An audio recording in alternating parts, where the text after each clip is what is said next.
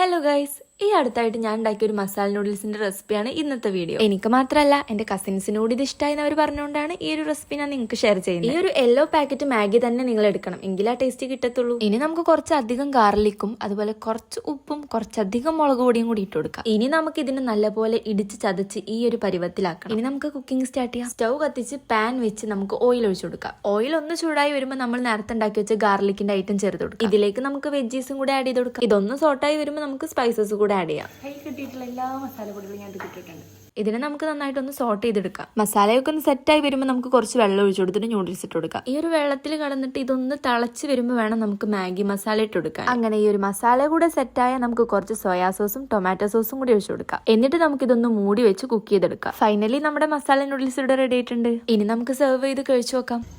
അടിപൊളി.